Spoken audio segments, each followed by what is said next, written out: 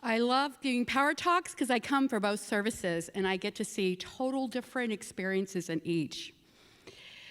So I'm here to talk about my spiritual practice of intentional giving. I am an accounting nerd by training, but I want to talk briefly about that, about a balance sheet. And you may or may not know what that is. It's a simple concept. You have your assets, less your liabilities is your net worth. That's how it works in banks, that's work in businesses. And I'm going to tell you, when I walked here in 2008, my net worth was extremely negative. I was losing my house to the bank. I ended a long-term relationship and they lost their business. I was about $300,000 in debt. I was spiritually bankrupt. And it feels dramatic, but there's a happy ending, just so you know. But I started taking classes here, and I'm going to tell you about my giving at the time. I was so in lack. You got my spare change in the offering plate, an occasional 20, because I was so scared that there wasn't going to be good for me. I didn't have trust and faith that God had my back. So I started taking classes, thank God, financial freedom. And I got to hear Edwin Gaines here, and that's the book we've been studying this month. And she is a woman of power. And when she said it, oh my gosh, you don't forget that. And she's here to transform prosperity. And I went, yes. And she talked about giving where you receive your spiritual food. And she talked about forgiveness. And the big thing about spiritual food, the forgiveness comes. So when I started to do my work, I realized one day I was driving home from the lawyers about filing bankruptcy, and they said, well, you signed those notes. You may not have seen a penny, but you signed those notes. And I went, why? I yelled. I screamed in my car. It's grateful you're in there by yourself. And I said, why did I sign those notes? I knew better. I'm a director of finance. And then this little voice came up and really quietly said, it's because you just wanted to love and be loved. I was trying to buy love. My net worth was so, I thought she only used all the assets she could by buying love.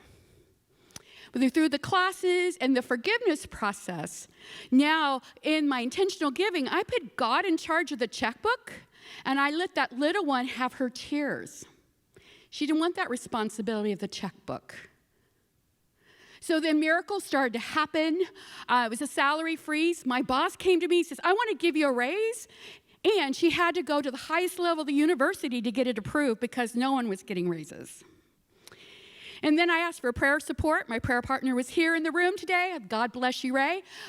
He prayed for me because I had to call and talk to my creditors. And I had so much shame. And because I believed in love, miracles happened. It all got dissolved. They said, oh, no, we wrote that off. You don't want your money. Or you already paid that. Or I had been saving, so I had the money in the savings to pay off the rest. And it took me a few days to realize I was out of debt. It was kind of an interesting experience. So now, come back to my balance sheet today. And I'm going to tell you, it's all not about finances, but I was restored financially, everything and beyond my mental equivalent back then. But I also found an asset that we all have, and that is the bank of God. Through my intentional giving, I put God on my balance sheet.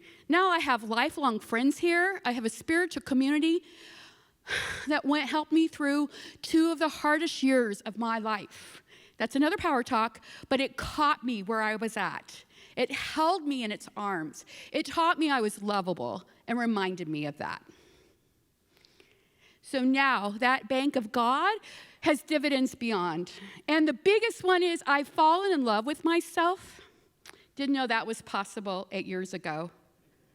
And my gains are just as important as my losses. There is no right and wrong in that field because those losses got me to God. And that's the miracle of all of this.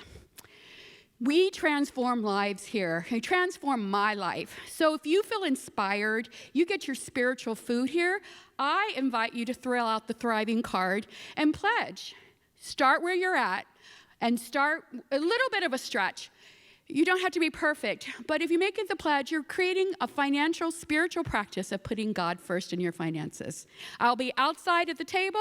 I got Cindy by my side, and Harold will answer any of your questions. Thank you.